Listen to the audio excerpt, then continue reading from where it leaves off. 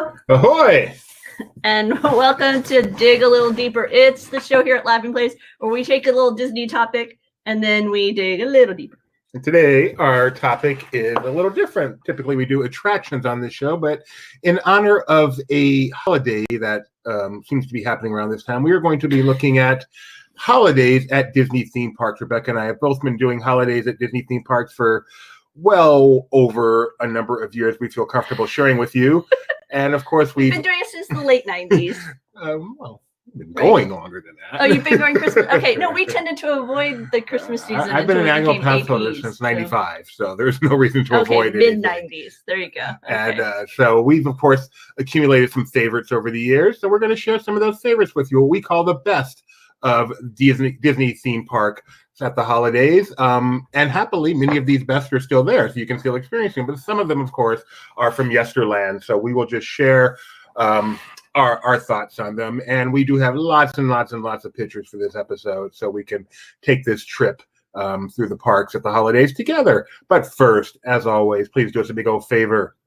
Take out your thumb, do like this, and touch it to the computer. So YouTube, Facebook, Twitter, Twitch know that you're a big fan of this. If that does nothing, then click the little button that says like, and then also make sure you please subscribe to us wherever you're watching. So much happens here on Laughing Place on our YouTube channel, where we have over 100,000 subscribers. We're very proud of that. Make sure you ring-a-ding that bell and so you get notified when we go live. And finally, we'd like to remind you that we are live. We are 100% live if you're watching this right now. If you're watching this later, we're not live. But if you're watching this now, we are live. That means not only do we have to do no prep for this show, no editing, but you can participate. So if you have some favorite holiday memories as we're going through each of the parks, please share them with us in the comments. All we have to do is go like this, and we can show your typos right there along with everything else. That's not a typo. That's just the Winnie the Pooh way of saying hello. Winnie the Pooh? Well, Tigger. Hello. Oh, okay. And if we can, and if you share a holiday favorite, and we will do our best to showcase it. And we have quite a large archive of images and stuff from the past year. So perhaps, just perhaps, we'd be able to share an image based on your favorites as well. Yeah, even if it's not our favorite. If it's your favorite and we have a picture, we'll show it. We'll do our best. But we certainly have our favorites. So we're just going to basically go park by park and do this. Where do you want to start? You get to start. Why don't we start at our home park, our original home park, where we met. Believe it or not, we actually met at this location. We did. Disneyland Park. Back in 1997, I met this beautiful woman. So back in 1996, I met this beautiful woman. Married her in 1997. So let's get started at Disneyland Park. Merry Christmas to you, Mark Farnham. Thank you Mike, I'm sorry. Thank you for being here. So let's start at Disneyland Park. When I say Disneyland Christmas to you, Rebecca, what's that first, I love it, memory for you or thought for you? The smell of pine on Main Street. Okay, it's going to be kind of hard to get a picture. No, I know, but for the longest time, it was an authentic pine tree that they had there, and that the smell would be quite remarkable as you would enter the park. But I think it's actually the Christmas parade that they have there. Parade, okay. The Christmas Fantasy Parade. On special. Woo! Wow, you just brought that right over there. Didn't expect that at all. That's funny. It's playing off on the side for those of you who don't know. He hasn't hit share screen. Yeah, I've got pictures ready to share, and then you come up with this. Well, I have pictures of this too. But the teddy bear at the front of the parade and the ballerina, twirling. It was one of those things where, I don't know. It was all the little elements of Christmas all in one moment, right? Yep. Not sharing the way we would hope, unfortunately. So we're off to a great start. But the reality is, I agree with you 100%. I remember seeing this parade the very first time it debuted. I want to say it was the 1997 Christmas season, but I'm not at all sure. You're looking for your pictures? Mm-hmm. Go up a level. Right. Cool. Go up one more level. Oh. I didn't copy. That's why I'm telling you. Sorry. I believe it was 1997, and it's changed so much over the years.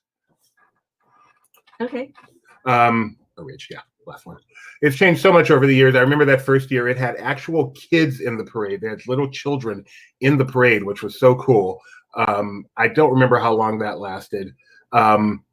and they used to have a lot of singing carolers that walked along with it. But the one thing that has stayed the same over the years is that song, "There's a Special Magic of Christmas Time This Year. Hearts are gay and merry and full of Yuletide cheer." So that has remained, and it has remained one of my favorite, probably easily my favorite Christmas parade of all time from any park. Love it very much. A Christmas Fantasy Parade. It's hard to believe that it's over 20 years old now.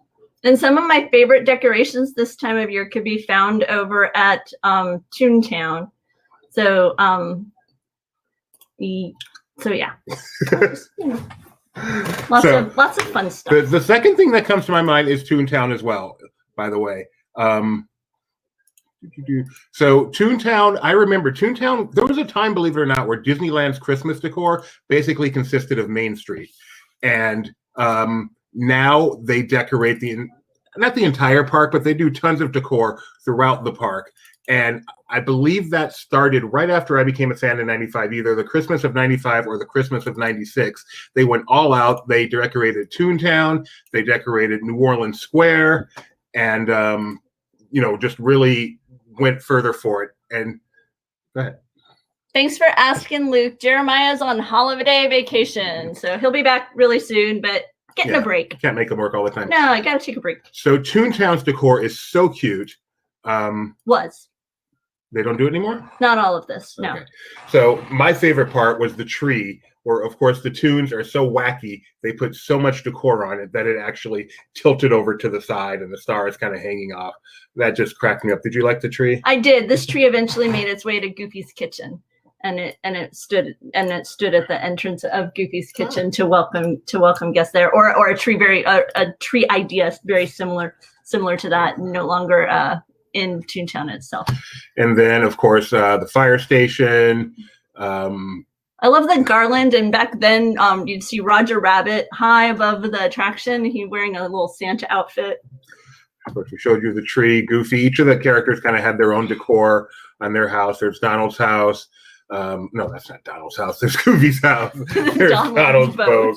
So Drew remembers the Toontown decor. The Toontown decor, pretty awesome. One of my favorite parts. And Main Street, of course, is beautiful. There's no question that Main Street is incredible. But I think what stands out in my mind is when they take that decor throughout the rest of the park and then heavily theme it to that section of the park. Because Main Street tends to be pretty traditional, whereas Toontown, they can go wacky. New Orleans Square, they go pretty wacky.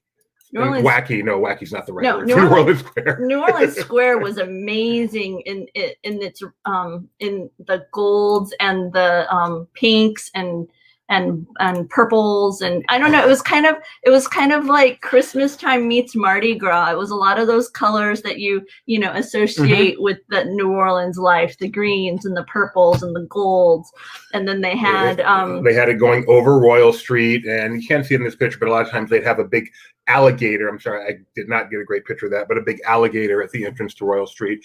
But my favorite part was the Court of Angels, I believe it's called. I think that's what it was the called. Court of Angels, and the way they would decorate that with all the whites and the gold, and especially you can see it's kind of lit here. This is kind of at twilight.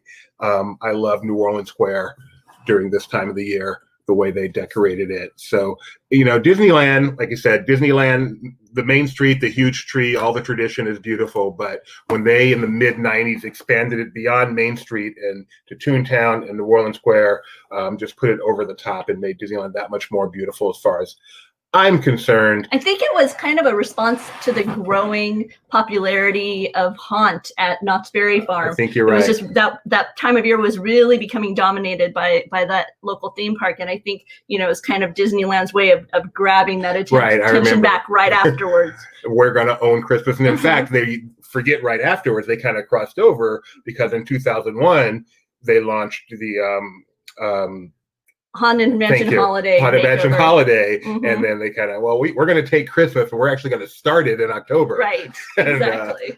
And fight that way, which, they do a little bit for Halloween, but obviously there's only so much Disney's going to do for Halloween, especially when it comes to scary. So deciding to not only own Christmas, but then to expand it even before Halloween makes perfect sense. And that's worked out really well for Disneyland, I think, and certainly well for us fans. Definitely. And then the last thing I wanted to mention at Disneyland is the Holiday Wishes fireworks. So back in 1999, they launched Believe in Holiday. No, they launched Believe There's Magic in the Believe Stars. There's Magic in the Stars, and that's when they changed fireworks from just boom with music that is synchronized to a show. And you were just looking at Steve Davison's pitch for that. He's the gentleman at Disney Entertainment who kind of created that show, and he does this live pitch for it where he's just completely animated. You see how they went from the fireworks being, in essence, paints on a canvas to being actors in a way, that there was kind of this ebb and flow, the emotions of the fireworks themselves, and that was just an amazing change that happened. And I can remember seeing Believe There's Magic in the Stars, because I'm not a huge firework fan. Just things going boom is not a big deal to me. My wife loves it. Not a big deal to me, but that just changed it. Like you said, they became almost like actors, and that show was phenomenal. And then that same year, the holiday season, they did Believe in Holiday Magic, where they took that same technology, that same scope, but instead of having the action and tension and plot of a normal show, they just gave it the heart and emotion and sentiment of a holiday show. And I mean, I've still yet to see a holiday show that compares to that in terms of the emotion it brings me. And Believe in Holiday Magic is so beautiful. One of my favorite moments is when they use arching fireworks to, in essence, give the sensation that there's this enormous Christmas tree that it develops over the castle, and just really beautiful. And then people just react so powerfully to the show's finale. It's I'll Be Home for Christmas. Yes, happens right after. Well, there's the finale, and then here's just a few pictures from it, and then after the show, it snows to I'll Be Home for Christmas on the street, on the main street. A version that I haven't heard separate from this. I think it was created just for this show. I believe so. And it's just, this. There is whenever I would do holiday magic for whatever reason for the website, I would always look for this picture. There's something about this picture with the snow and then this gentleman in front, just like this. I don't know. It just hits me with, this is one of the most magical pictures I feel I've ever taken. Of Disneyland. So no one else may agree with me, but this is one of my favorite pictures of all time. So Believe in Holiday Magic is about as perfect as it gets at Disneyland. Go ahead. Sorry. No, I was going to say sorry, that was a bad timing. That we that 2021, let's see, well, we'll be visiting Walt Disney World a few times. We'll be down to Disneyland once it reopens. There's hope. We hope to we had some plans for Disney Cruise and Adventures by Disney that didn't come to fruition in 2020. Hopefully they'll happen in 2021, but we'll see. We'll see. Yeah. The truth is, none of us really knows what's in store for 2021. Yeah. We have hopes, we have plans, but we'll wait and see. Thank you, Mike. I feel like we have a stat boy here again today. So when the parade, Christmas Fantasy debuted, it was vastly different, as we said. It was different orders. Like I said, they had a lot more live performers back then, including children who were in it. It's still a great parade, but what it was that opening year, just anyway. We don't have any. I haven't been able to find any personal video yet. That's one of the things this year. I'm going to be digitizing our personal archives in hopes of sharing more of it here at Laughing Place. And I'm hoping I'll find among it a video that I didn't know we had of that parade. Yeah, we didn't start Laughing Place until 1999. And by then the parade had changed quite a bit. It debuted in 95. I became a Disney fan in 95. I had a camcorder, but I wasn't nearly as dedicated to archiving everything as we've become to now. Sorry, just looking, Mike, with this really helpful the order that things were back then.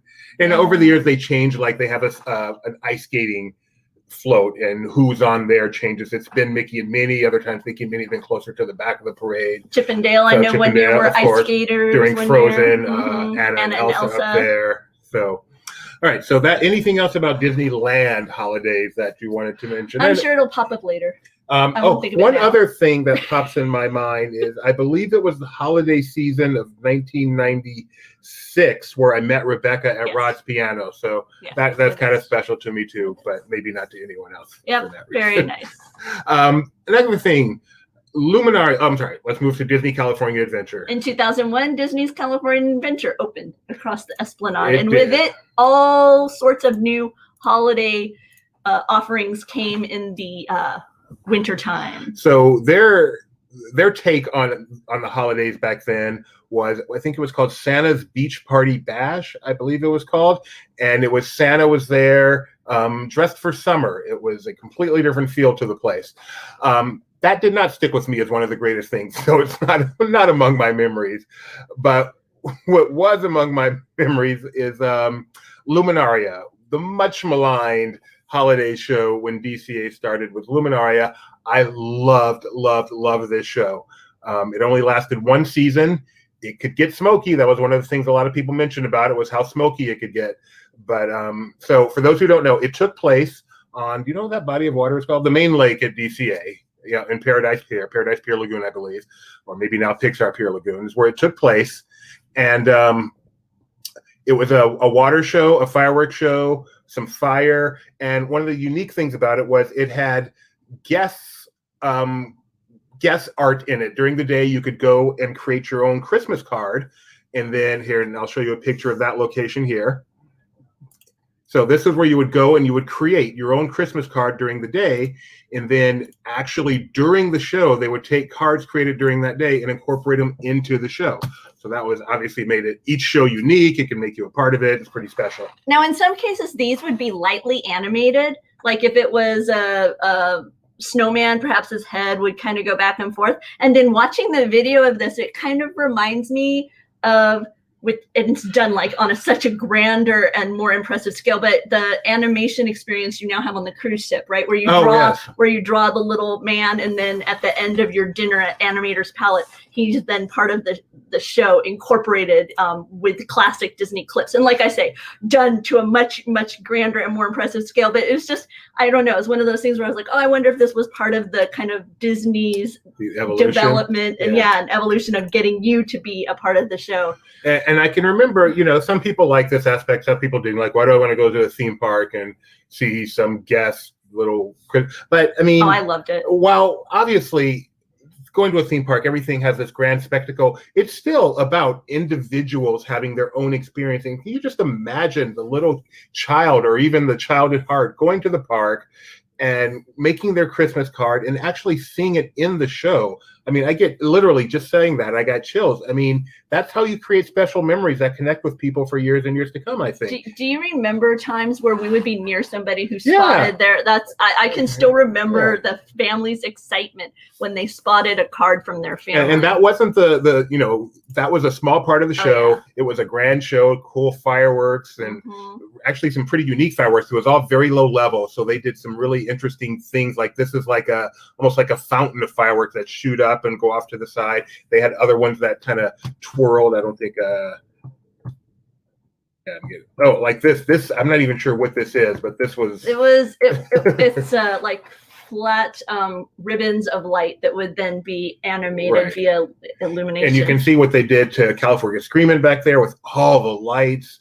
At the end of the show, the whole lagoon would be full of lights. So it was not a small show, but then having those cards just be a small part of it made it go from this grand spectacle to something that can have a one-to-one connection with individual guests. And to me, I mean, that's like the trick. That's doing it all in one show. And I'm very sad that this only lasted one season. Now, of course, we have World of Color. Tons of people love World of Color. I know they have their holiday edition, and it has its fans, and I'm not going to disagree with that. But I think Luminaria was something special. DCA, that score was amazing. Oh, I still listen to that music every Christmas season. The score of Luminaria is really, really beautiful, and I keep hoping that we'll find it somewhere else. I haven't heard it used yet somewhere else, but I'm hoping we will. Okay, you're doing it no service.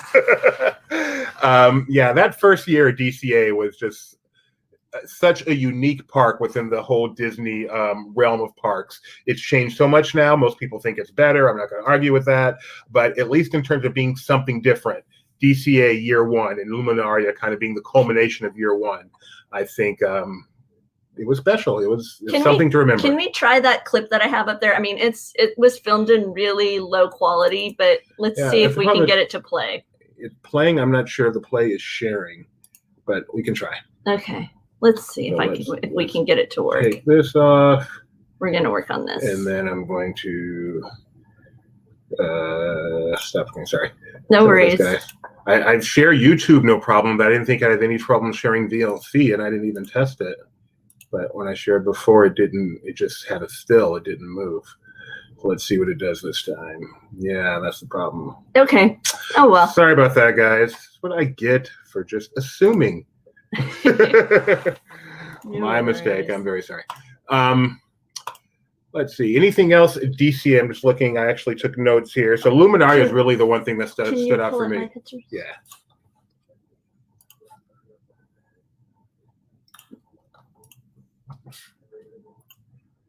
I'm trying. There's a picture that they had a annual pass holder party during that first holiday season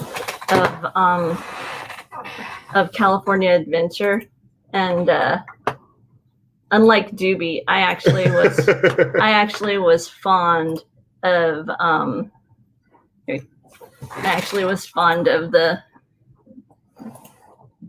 Santa. So I'll share it with you. See, there you go.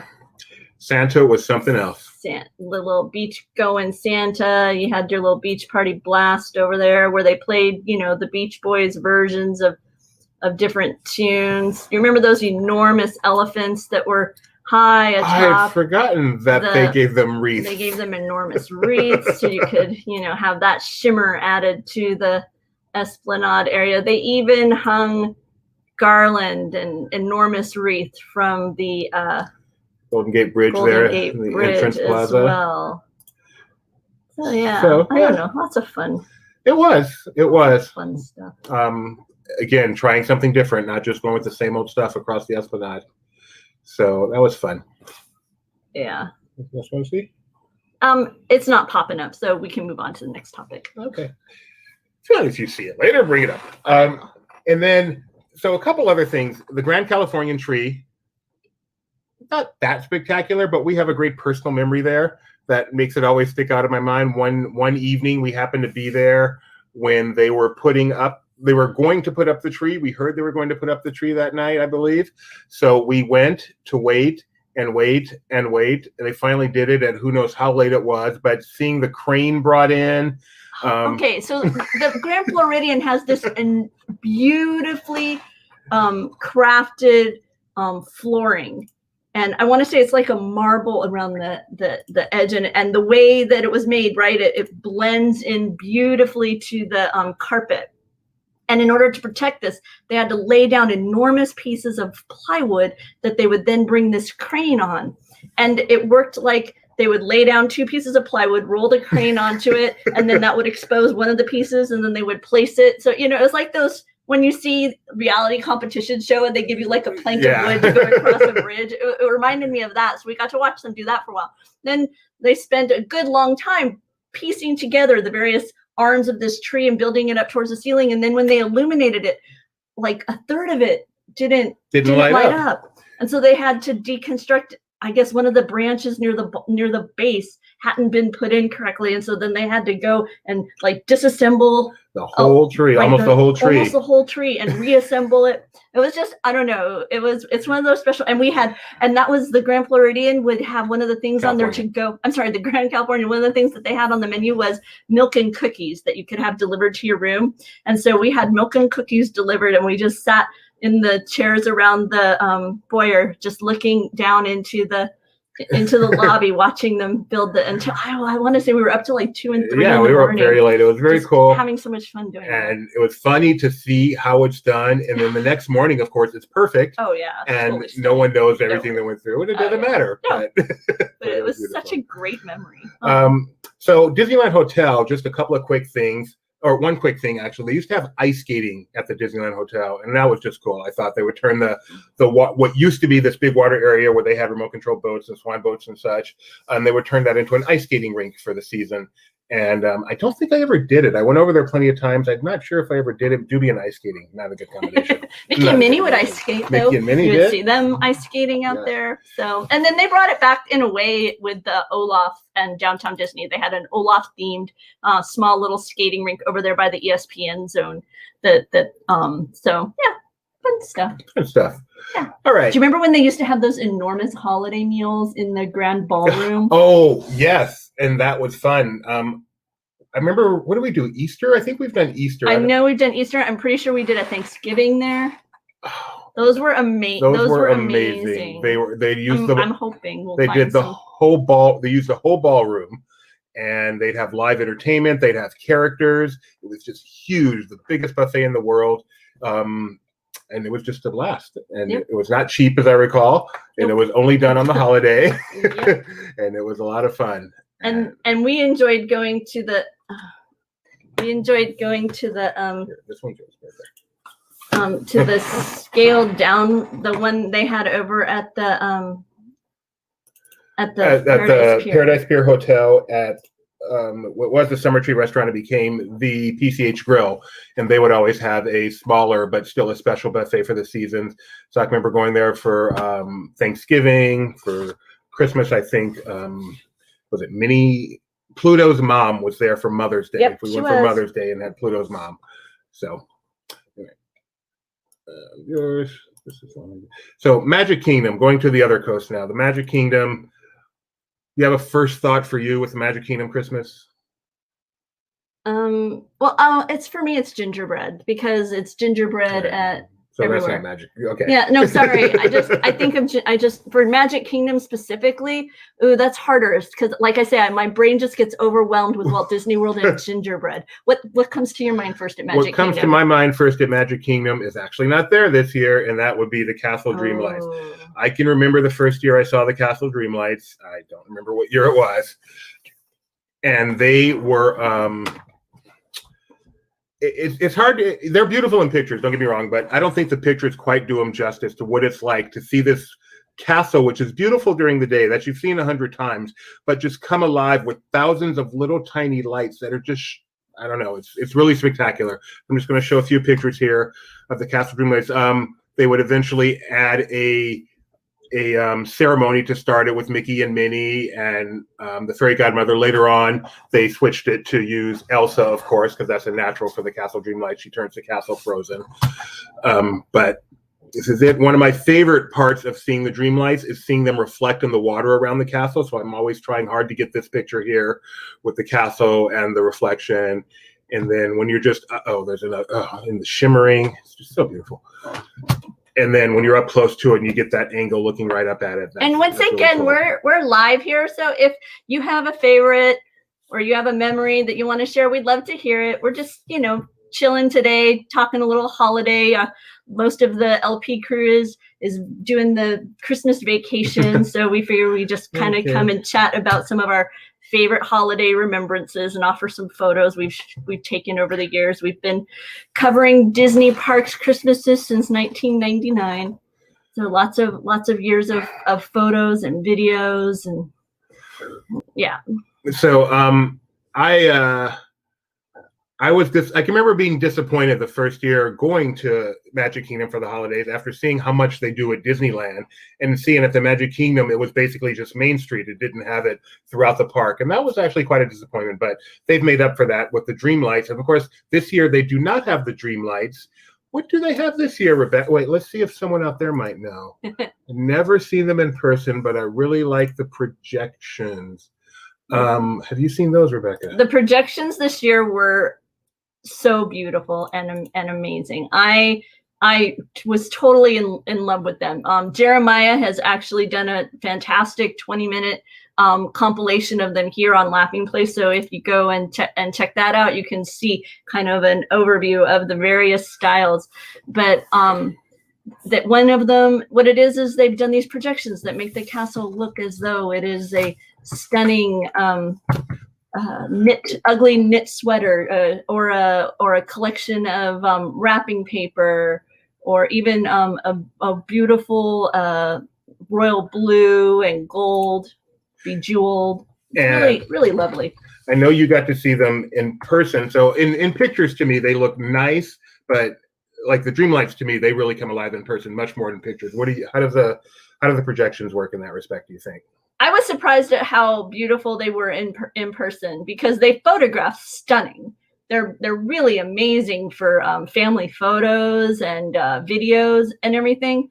But in person, they're just really, really attractive. The colors are so bright. They aren't faded. It's, because a lot of times now cameras, our cell phones, they change the saturation, and so you sometimes end up with your pictures are more vibrant than in person, but not with these projections. I was really impressed. And then each 15 minutes, there's a transition to the next phase, and they have a magical, like a ring. Yeah, like a fairy godmother style music, and a beautiful array of sparkles envelop the castle and transform it into the next style. Do you know how long the whole loop lasts? Or maybe Gio, you know how long the whole loop lasts? It seemed like there were 4 styles, and it happens about every 15.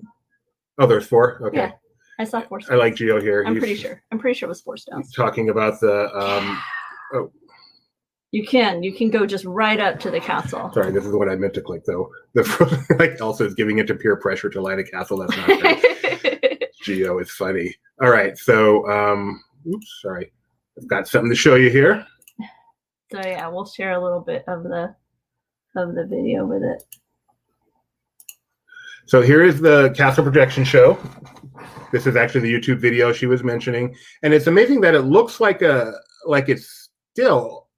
I mean, this is a video here, but it looks like it's very static, but then you can kind of see it shimmering up here a little bit. It's coming. I hope that's coming through in the video. I know we can see it here.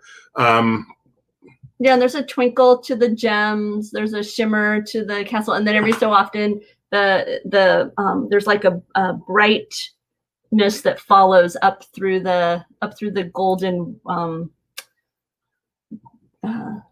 embellishments. That's the word I'm looking for. The golden embellishments. They just become a little bit brighter, as if somebody's shining a light up and down the castle. It's beautifully done. And I like the first one. It just kind of seems like the castle decorate a little bit for holidays, but not that different. And then this other one, if hopefully it shows, is I believe this is one you called the ugly Christmas sweater. I do, because when you're up close to this, it has a patterning to it that looks as though it's actually knit. It's actually a knitted fabric on the castle. You can't see it from when you're this far away, but when you get up close and so some people prefer the Dreamlights, and some people prefer the projections. One of the nice things about the projections that it definitely has over the Dreamlights is those Dreamlights have to start their installation well before Christmas. So there's a crane in Fantasyland for a couple of months. And then during the day, there's this netting that covers the castle. That's not the most attractive thing in the world. So the nice thing with the projections is the castle is the same castle it always is until nighttime, and they come alive. So I've not seen these beautiful projections in person yet. I can't judge myself. And Gio says there's a 5th one after close. Yeah, that's fascinating. Oh, that's awesome. That's really cool. I did not stay after close. I cannot speak to it. So now we have a goal, I know. a task. Yeah. All right, I'm going to skip Epcot, because Epcot's special to me. Okay. I'm going to go first to studios, Disney's Hollywood Studios. And so do you have anything in particular that comes to your mind there, Rebecca? Well, for me, I always say that Christmas time doesn't start until I see these beautiful dancing ornaments that happen over at the Disney Hollywood Studios. They're in the store shop window there as you enter the park. A nice little kick line of these enormous red polka dotted ornaments with their candy cane striped legs and arms. And yes, when I see these, then I know it's Christmas. You are, and they're animated. Those, like you said, they're a nice kick little line. kick. Mm-hmm. And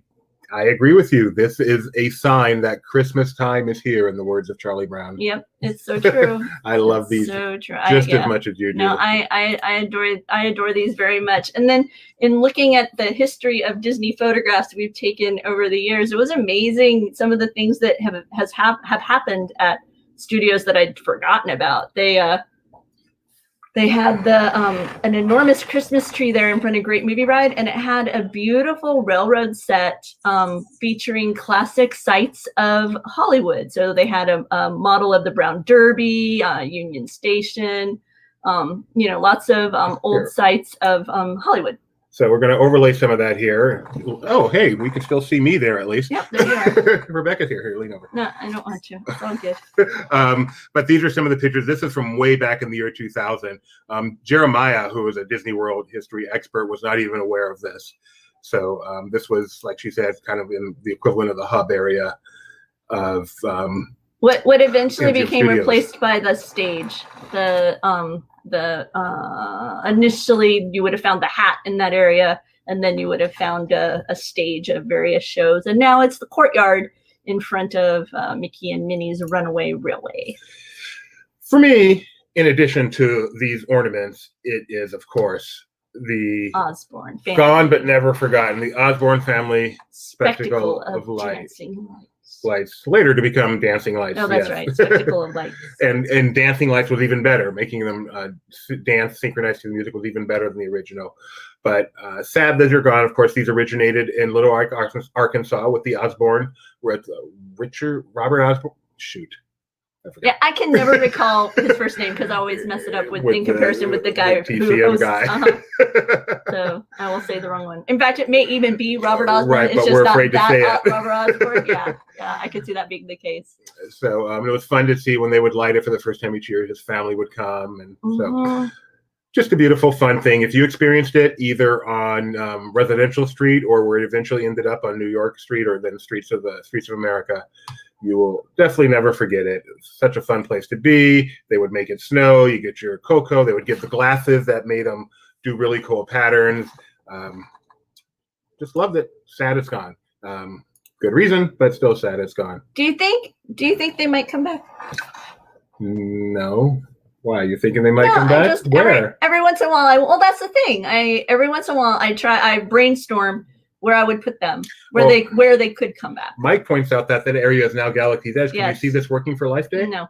It's a little too Terran, a little too Terran for Life Day.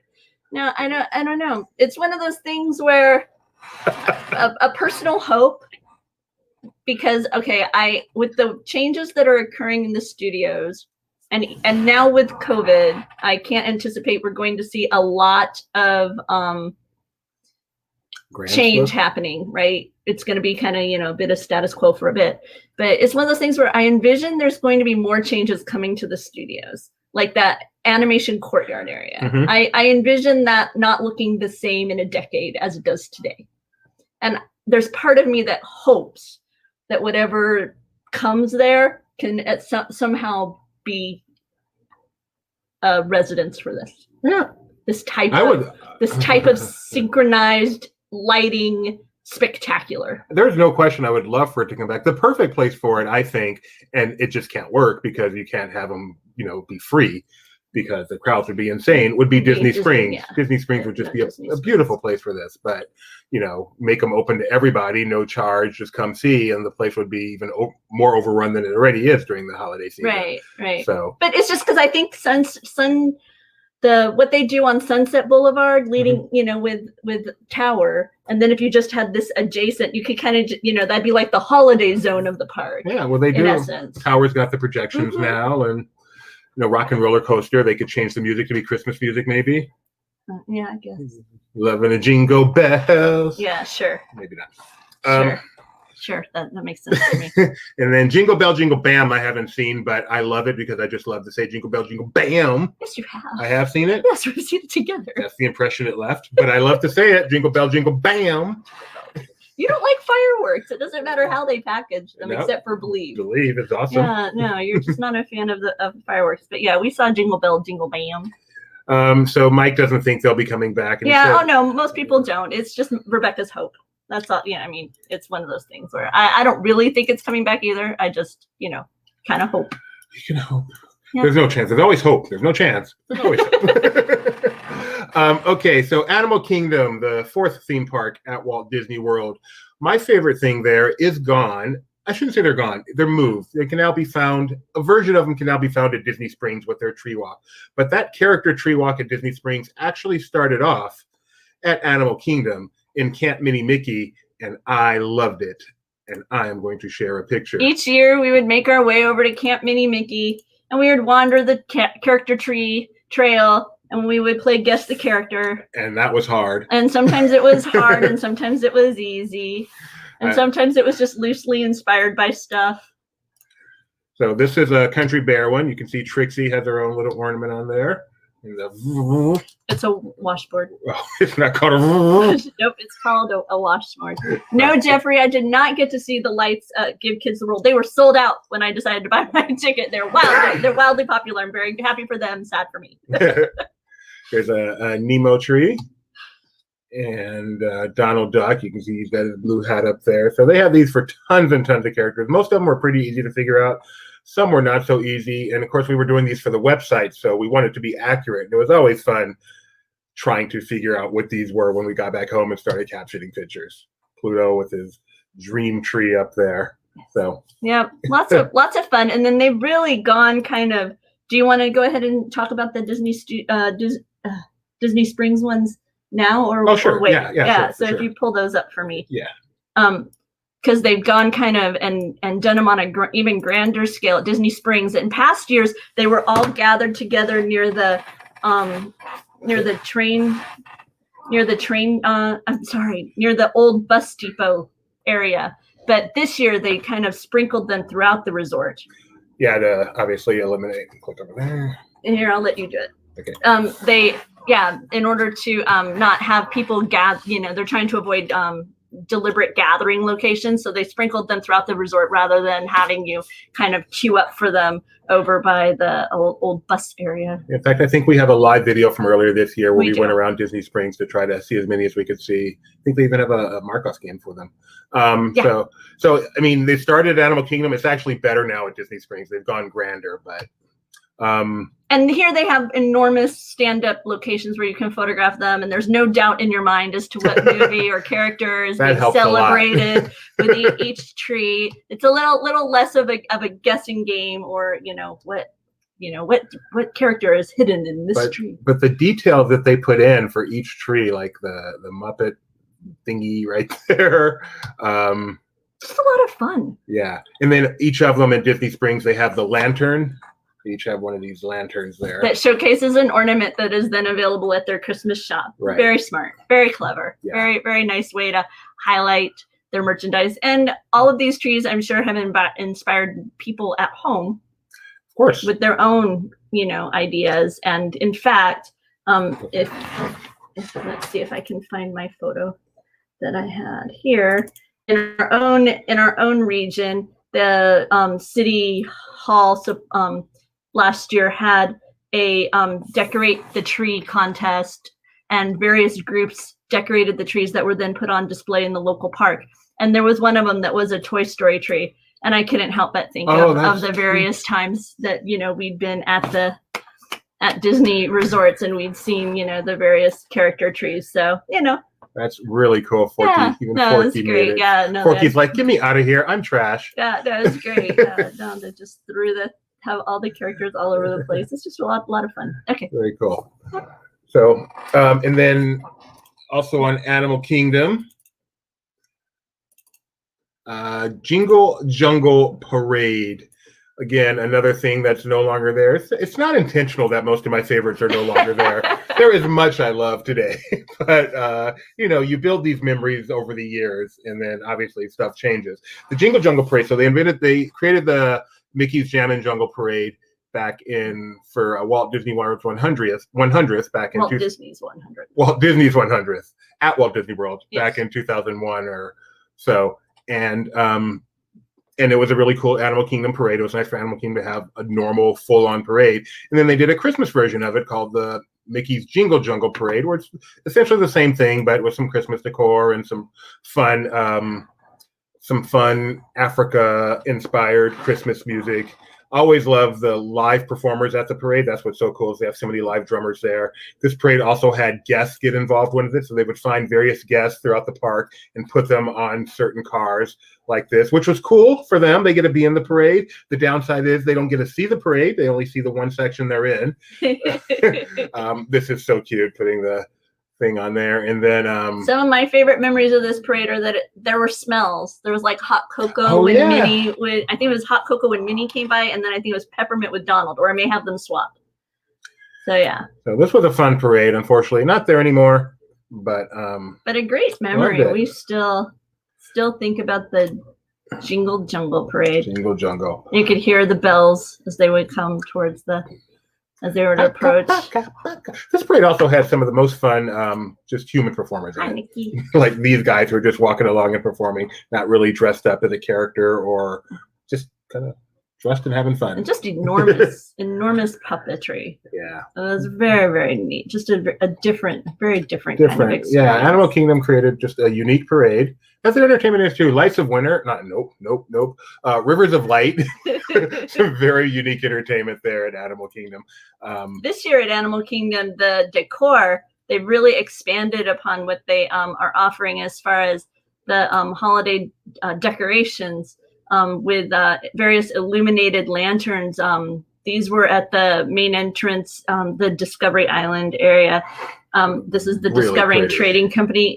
They're kind of washed out there, but in this zoomed in image, you can see that they're luminaria with various animals represented on it. And then they also had enormous illuminated paper style sculpture, storks and various other animals represented there in the main entrance. It was very beautiful. And this is new this year, so which is nice that even during times they still do new stuff. Geo. And Geo says that you can find Jingle Jungle music on the flotillas right now. So as the characters are going by and waving at everybody during the holidays, you can hear some of the fun of Jingle Jungle Parade. I really want to see this. This looks so cool. They're really beautiful. I was a big fan. So yeah. Epcot. Ooh, Epcot. Epcot has some of my favorite things at Christmas time. So let's start with Oh wait, before we leave Animal Kingdom, Sure. Just really quick. They have like the greatest array of fun around the base of their tree as they enter the park. Just these enormous presents and a giant train and a giant train. Yeah. Well, no, it's like a flat art plywood train. Very, very cute. So yeah. Okay. Sorry. That's fine. It just reminded me of that. So Epcot, what's there now? So the Epcot tree, I like the Epcot tree quite a bit. My favorite part of it is the angel at the top. Now I give him the mouse so he can control while he talks about the pictures. So I have a folder just called Angel. So this is the Epcot tree here. Aww. Looks nice from a distance, and you can see that, I don't know, Epcot and peace to me go together. Mm-hmm. That's what Epcot's kind of all about, is world, community, all that stuff. Mm-hmm. So the tree, I think, is perfect for that. Some of the ornaments have, like, say, peace on earth on them and stuff like that. But I think the topper that they chose, this angel holding the globe, to me is maybe my favorite tree topper I've ever seen. And to have it at Epcot, you can see it gets lit like that. I just love this angel. It's literally one of my favorite pieces of Christmas, period, anywhere. So that's the first thing that comes to mind for me in Epcot. Anything come to your mind, or is this my section? Well, no, that tree is really beautiful. And in past years, I didn't see it this year, but in previous years, it had holiday greetings as if written on parchment from various peoples, and so in various languages and nations. It was just, I agree with you. It was kind of a representation of peace, and it was just a lovely way to kind of start your day as you wandered Epcot during this time of year. And then another thing, World Showcase. So what they do in World Showcase is each country kind of shows what the season is in their area, at least traditionally, maybe not today, but their Christmas tradition. It's hard to know what will happen moving forward, because last year this was still happening. This year it couldn't happen, but we all know that Epcot is in the midst of a transformation. So time will tell. And this year is different anyway. Exactly. So what will happen moving forward. So they did it last year. We don't know what they're doing in the future. Just because they didn't do it this year, I'm definitely not assuming they won't, because I don't think they would have done it this year anyway. That's just not the kind of environment they're doing. I don't think. So each country, I think almost all of them, I think maybe all but Morocco, had a live show, which was, I think they called it a storyteller. Yes, a few times a day. They called them holiday storytellers, and they had them at every pavilion. And would tell a traditional holiday story from their country. Mm-hmm. And so like this was something Noel in United Kingdom. I should know this guy. I've seen him so many times, but this is the United Kingdom. No, this is France. This is France. Okay. Yeah. Maybe Mike knows who he is. Maybe. And this is Italy. Mm-hmm. And this is China. Mm-hmm. So the Monkey King. And he was really cool because he would like climb on the rock. There would be lots of acrobatics involved in as he told his story. So it's just a nice way. I remember one year we just went around, we taped every single one. Mm-hmm. Actually, in Inside American Adventure, they had a Hanukkah story as well. Mm-hmm. So it's just a nice way to learn about other cultures, other traditions. Mm-hmm. Fun.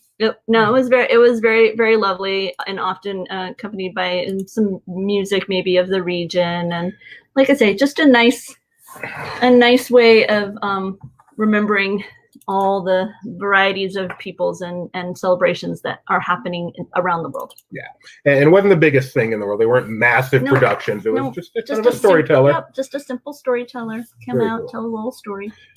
And then Lights of Winter.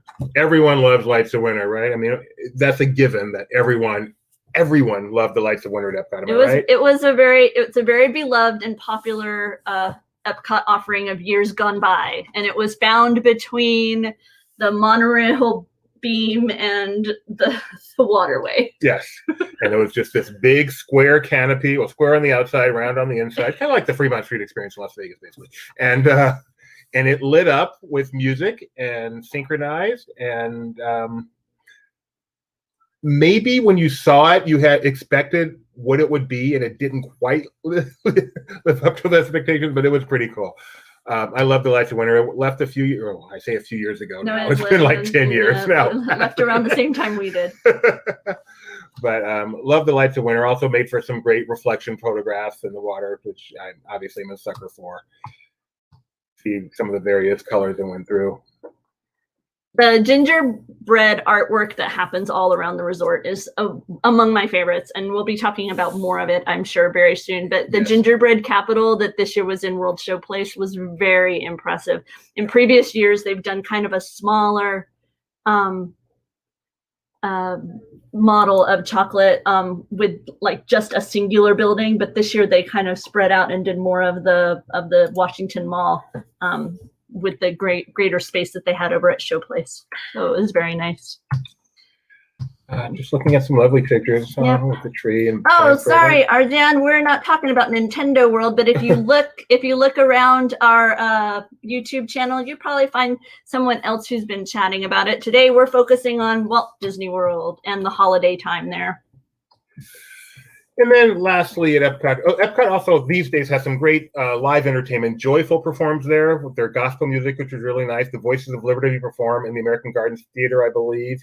Or maybe it's on the Millennium stage, but I know they perform some traditional holiday songs. And then, of course, Candlelight's a huge deal at Epcot every year with celebrity narrators, basically from Thanksgiving through Christmas.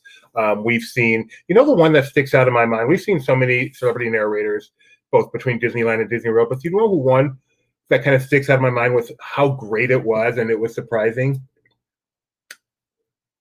High School Musical, last name Coleman. Monique Coleman from High School Musical. Oh, okay. She was great. I mean, I've seen Gary Sinise. I've seen some major people do that, and they're good. Don't get me wrong. But Monique Coleman was really, really good. And she was like this young kid in my mind, young kid. She's probably in her 20s from High School Musical. Yeah, and I thought she did a fantastic job. It was really great. A lot of people are very very fond of Neil Patrick Harris and his readings during Candlelight, and I don't disagree. He's very, very good. Most of the one, there's only been a couple where I've been, what do you say, disappointed, because knowing that they're actors, I just expected more inflection in the reading, and they just kind of were rather monotone. But overall, they do a really great job of bringing people in to do this, public reading of the story. They read from the verses in Matthew, and then they also read some external literature as well. And it's very, nice. Very lovely. And at one point they kind of turn around, because the cast choirs sing throughout it, and then there's one point where they turn around and they have the guests sing with them. Do you remember the one time, I won't mention the celebrity's name, where they got lost during it? Yeah, no, unfortunately the wind blew a page, and so it ended up they had to read a section twice because they had read it prematurely, and then they ended up having. Yeah, I do recall that. But that's one of the things that happens live. Yeah, and no one was like, "Oh man." Yeah, no, but you saw during the choral part, Tech. Gentleman in Black came over, said something, and then when the lights came back up on the reader, they read the same section that they had just read. And then one of the parts I didn't even plan on talking about candlelight, but the trumpeters, at least at Disneyland, Disneyland, they have the trumpeters on top of the train station. Yeah, that's always a magnificent. That is magnificent. That's a magnificent visual and experience, because it's unlike what you are accustomed to at Disneyland. This very stately and almost.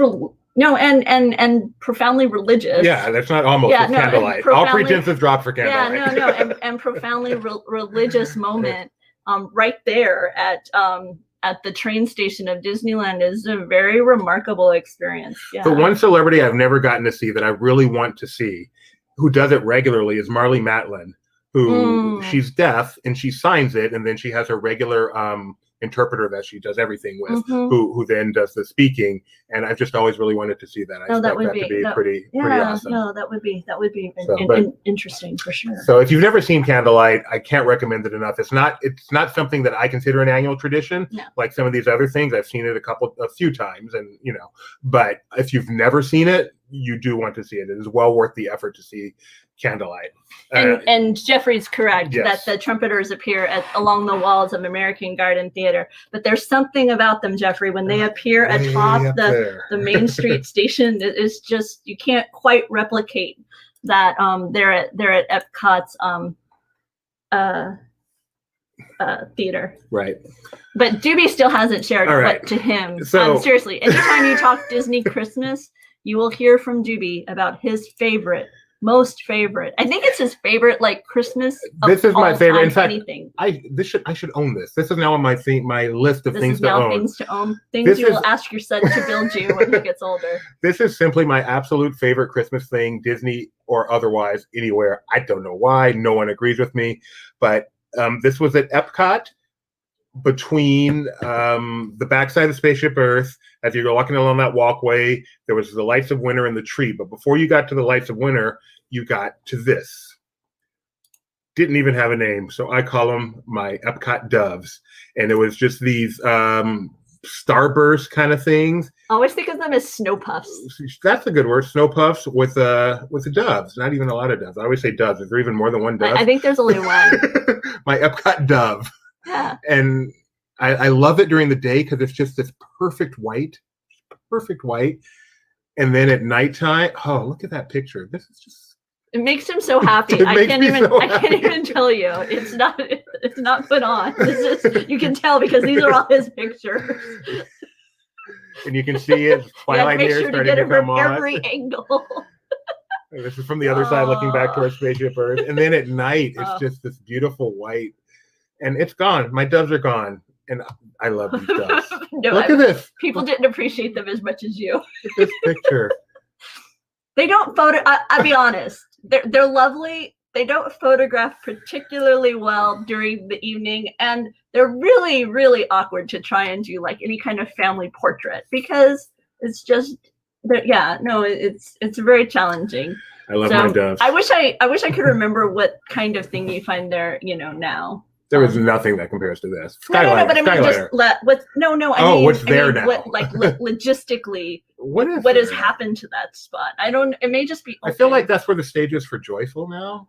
But they're over at Showplace now, aren't they? Oh, okay. Well, they were in this area. But it's where you're thinking of is closer to the fountain. Okay. This is where that cranberry bog was. That one year. Oh man. For food and wine. For food and wine, they literally had a that huge cranberry bog with people walking on cranberries in go, there. You can go explore a cranberry bog. It's pretty cool, actually. Yeah. And they were the waiters, remember? They just be walking around the With ocean spray, I think. Yeah, I believe you're right. That's the only name I know when it comes Yeah. to cranberry. If it wasn't, then. They had no hope. They were never going to overcome the connection of cranberries and ocean spray. So that is. We've got some more, a little bit more. But did you want to? This goes back to Disneyland. We should have shown some of these. Well, these are what I was looking for earlier. Oh, I didn't realize that. So back to Disneyland. Here you go, Rebecca. Before we close, we're gonna go way in the Wayback Machine. Okay, these are back in 1999. Wow. Disneyland Resort, the hotel, before there was the Neverland pool. They had these little stand-ups of, well, I guess in the midst of the conversion to the Neverland pool, actually. They, yes, Jeffrey, you're exactly right. It's where they have whatever the signage is for that year's Wait, Jeffrey, they replaced my doves with signage? Yes, it's important to know what you're experiencing. But they had these stand-ups, and they'd go up right around Thanksgiving time. And then, so you'd have, the Three Little Pigs with the Big Bad Wolf snowman, and then the actual Big Bad Wolf there. You'd have some deer. You would have the 7 Dwarfs and a wintry cottage. These were photo stand-ups that were available. You can see the Disneyland Hotel Tower in the background. Off to the left there is the what's known as the Pavilion. It's an upper level conference dining location. Yeah, the Great LP Meet there one year. There's Pinocchio. And so it was nice because since these were put out around Thanksgiving, you could take your family card pictures, so you could send them out. You could get them done in time to send them out to everybody. And so they'd have these little, or if you were just, coming for vacation, then you would have these for your holiday vacation. But as locals, you would often see families, come by and use it for those purposes as well. And then they had a tree that they would light in the evening. There's Hook's Point in the background. I know, I'm looking at that. Some more deer. Oh dear. And then a little train, and they called it their Winter Wonderland. And then over in the corner, I don't think he was part of this part of the show. No, but still. over in the corner, they're now in an area that is more of where the monorail pool is. They had this little zone called the where they had dancing waters. Fantasy Water Show. Fantasy Waters. And at night you could, after the parks were closed, they usually had like a twilight show and then a later night show. And usually it would end shortly before fireworks. And so you could watch this little show and then you could turn and look at the fireworks of Disneyland. And that's this one was that they did during the holiday season, and it was voiced by Jack Wagner. If you look online, you can find Jack Wagner Fantasy Water Show. The what's the wording? Not the dialogue, the score, the sound. Script. It's out there. Thank you. The script is out there. Lovely, lovely retelling in his magnificent voice. And so I wanted to be sure to highlight that. And then finally, I had to share this. This was from the California Adventure party that they had in 2003 for their annual pass holders, and Mickey in his DCA tourist vacation mountaineer attire, holiday style. So he had on his Santa hat. So yeah, that's cute. Who are the people? Oh, that's you and me. Oh, I didn't even recognize. I know. Yep, that's us. Almost 20 years ago. Yep, long time ago. So finally, let's talk one more. Happily still taking photographs of Disney parks and visiting Disney parks and sharing them online. I know it's hard to believe, but Laughing Place has been doing this since 1999. Yep. So lastly, let's talk about some of the stuff outside the parks at Disney World, outside of Disney Springs. As Rebecca mentioned, I'm gonna just put up this picture for her and let her take the floor. Now the gingerbread houses. Oh wait, it's already up. Yeah, no, the gingerbread houses are amazing at Walt Disney World. They have the Grand Floridian has this two level one that's like a little shop where you can buy holiday treats. Over at the Contemporary, over the years, it's changed in style. One year it celebrated Cinderella. Another year it celebrated It's a Frozen. Small World. Another year it celebrated Frozen. At the Beach and Yacht Club, they have carousel horses and just amazing. The artistry that's on available at the Walt Disney World resorts this time of year. Here's a railroad set that's previously been exhibited at the Yacht Club lobby.